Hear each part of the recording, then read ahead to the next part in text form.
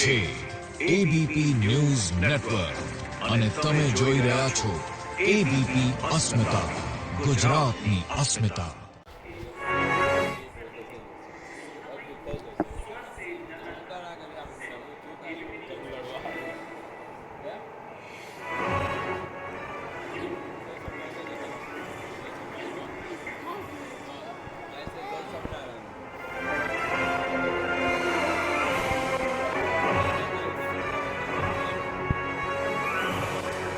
अब ये exit poll का कमाल है या क्या?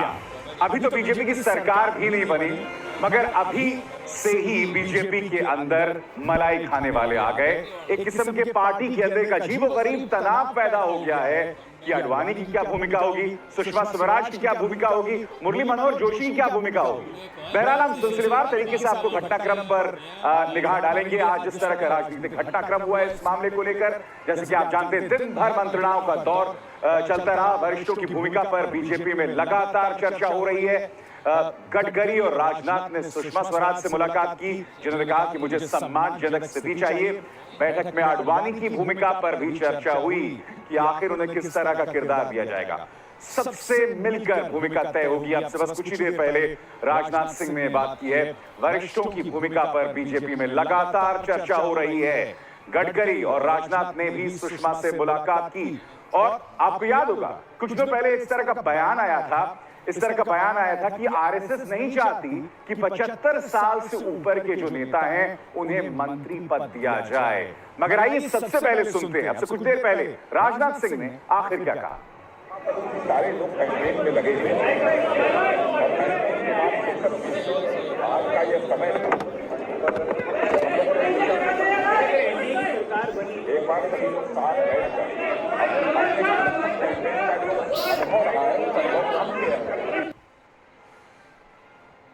तो सुना आपने राजनाथ सिंह को।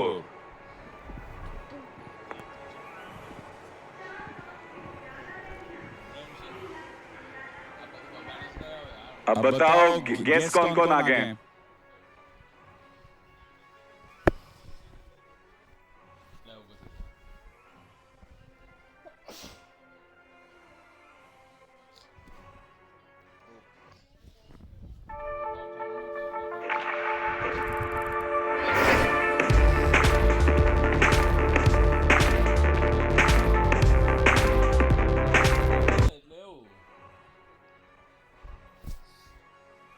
पंखा जो रहा तो परस्यो થાય ને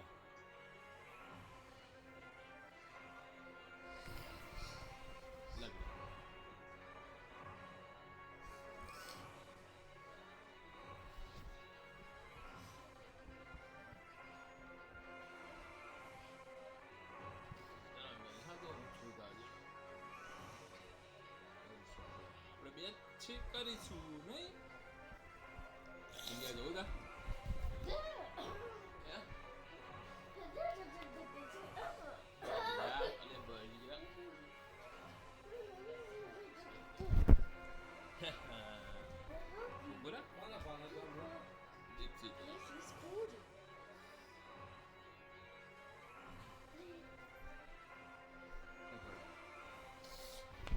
હરખો બેસી જા હરખો બેસી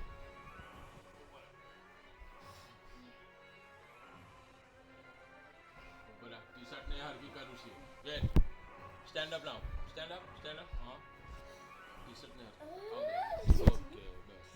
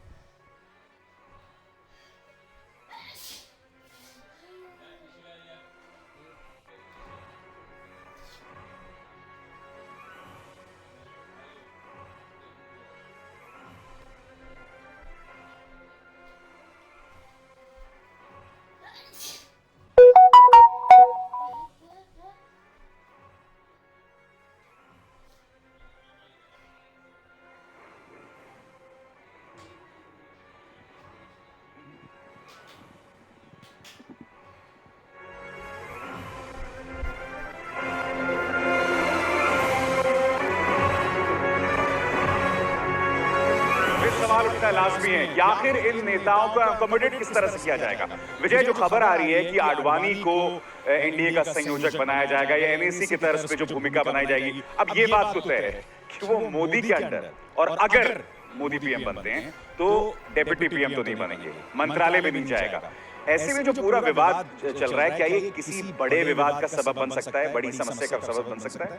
नहीं, मुझे लगता है कि ये पार्टी चाहती है कि संसदीय बोर्ड की बैठक से पहले जितने मसले हैं वो अनौपचारिक बातचीत या अनौपचारिक बैठकों में तय हो जाए, इसलिए ये दौर चल रहा है। जहां तक आपने आडवाणी जी की बात की, तो संयोजक तो नहीं, वो चेयरपर्सन तो अभी से हैं एनडीए के, तो ऐसे में संयोजक वाली बात तो बिल्कुल उठती नहीं है। एनएससी जैसा मामला वो अगर वो चाहे कि एनडीए के सोनिया गांधी बन जाए वो, तो वो संभव नहीं लगेगा कि विकल्प क्या आपके लिए आडवाणी के साथ किस तरह से अकोमोडेट किया जाए? मुझे लगता है, जो सूत्रों से भी जानकारी मिल रही है, कि कहीं ना कहीं वो स्पीकर उनको बनाया जा सकता है, और ऐसा अगर स्पीकर बनाया जाता है तो प्रोटोकॉल में भी वो प्रधानमंत्री मोदी से, मैं अभी से प्रधानमंत्री का नाम इस्तेमाल कर रहा हूँ, उसको इन्वर्टेड लिया जाए कि खुद प्रधानमंत्री मोदी से प्रोटोकॉल में वो थोड़े ऊपर हो जाएंगे, थोड़े ऊपर हो जाएंगे आडवाणी बतौर स्पीकर। मगर मेरा प्रश्न कुछ और है आपसे अशोक। सवाल ये कि चाहे सुषमा स्वराज हो, चाहे आडवाणी हो, कैंपेनिंग के दौरान लगभग उदासीन रहे थे। अब ऐसे मौके पर, जैसे कि हमारे कार्यक्रम का विषय है ये कि अब मलाई खाने सब आ गए, ये अपने आप में किस चीज की ओर इशारा है? थोड़ा बीजेपी में ये पीछे देखा जाए तो जो बीजेपी के हालात जो हुए हैं और मोदी को नेशनल लेवल पे आना पड़ा, ये हुआ ही इस वजह से है कि मलाई खाने वाले जिनकी जमीन से कोई कंट्रीब्यूशन नहीं है, ना जमीन से कोई नाता है, ना पार्टी का कोई कंट्रीब्यूशन है, सिर्फ मंत्री बनने और मलाई खाने इकट्ठा होते हैं। यही कारण है कि आडवाणी जी का ये हश्र हुआ और आडवाणी जी की टीम में पूरे मलाई खाने वाले नॉन परफॉर्मर रहे हैं। जब मोदी ने परफॉर्म किया, मोदी कैसे है इस पर डिबेट नहीं हो सकता, लेकिन आज भाजपा यदि जीतती है तो श्रेय मोदी को जाएगा, हारती है तो श्रेय मोदी को जाएगा। तो मोदी का श्रेय अभी मोदी को लूटने देना चाहिए। अब जैसे ही मोदी यदि सत्ता में लाते हैं और ये बाकी सब लोग वहां आ जाते हैं, तो मुझे लगता है कहीं ना कहीं इस बार फिर संघ या मोदी को दोनों को मिलकर एक ऐसी कड़ा स्टेप उठाना पड़ेगा कि ये मलाई खाने वालों से ज्यादा। मेरे साथ जुड़ गए हैं बीजेपी के उदित राज। उदित जी, स्वागत है आपका एबीपी न्यूज में। पहला सवाल मेरा आपसे, ये जो पूरा विवाद जिस तरह से सामने उभर कर आ रहा है, आरएसएस की तरफ से भी खबर आई थी कि 75 साल से ऊपर की उम्र के नेताओं को मंत्री पद नहीं दिया जाना चाहिए। जिस तरह से आडवाणी को मनाने की कोशिश, सुषमा को मनाने की कोशिश, क्या ये एक बड़ी समस्या का परिचायक है? आने वाले दिनों में एक बड़ी समस्या बन सकता है? देखिए, कोई समस्या नहीं बनेगा, परिस्थिति के हिसाब से फैसला लिया जाता है। कई बार परिवर्तन या चेंजेज आते हैं एज पर सर्कमस्टांसेस, और जैसे ही सर्कमस्टांसेस होंगी उसी तरीके से फैसला पार्टी लेगी और पार्टी सबको समायोजित करेगी और सबकी अपनी अपनी भूमिका है, योगदान है। अभी थोड़ा इंतजार कर लेना चाहिए।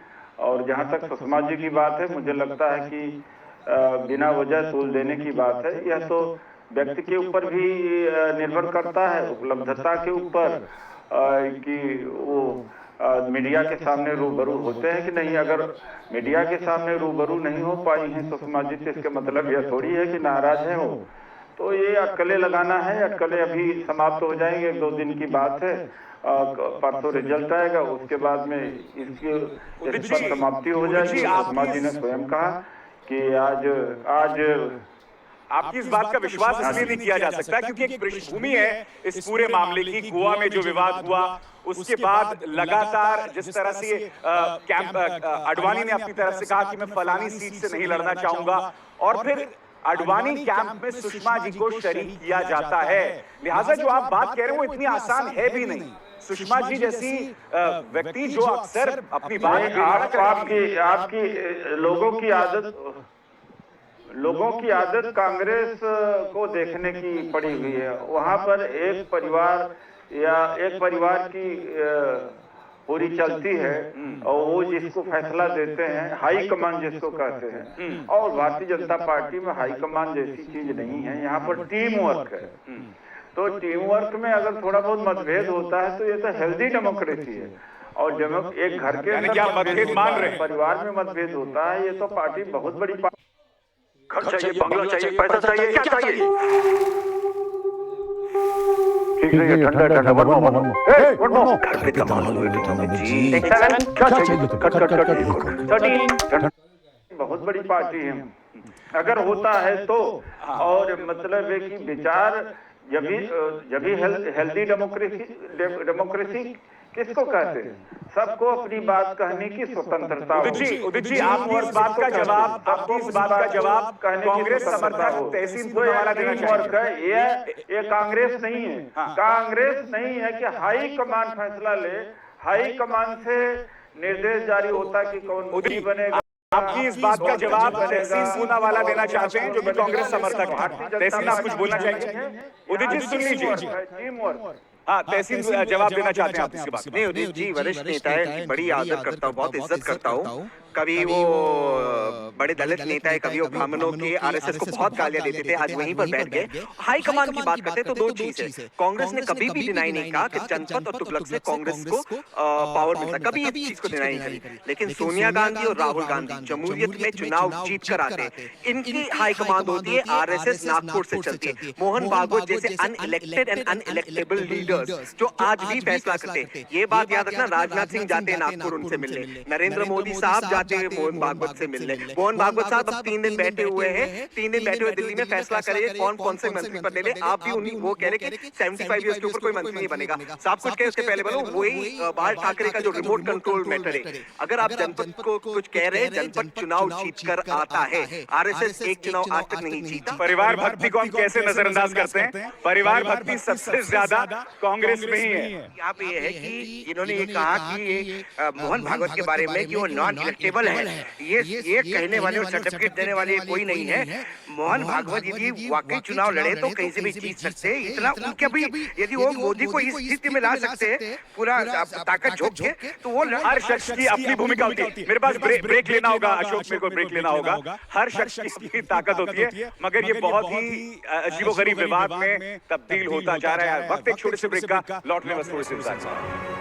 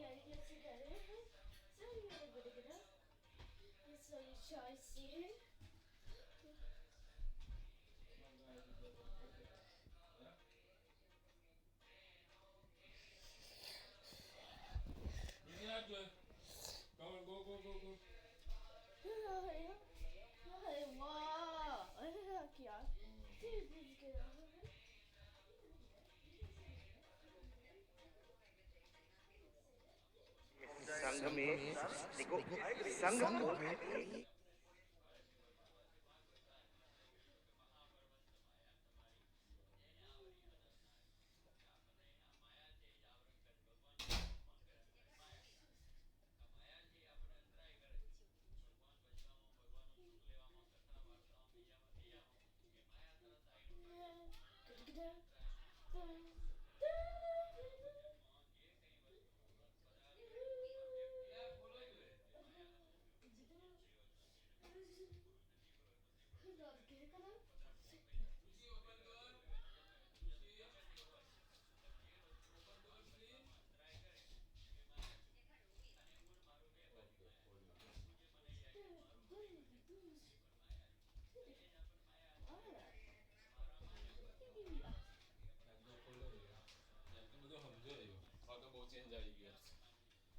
मम्मी का दिमाग आ गया है ना बेटा?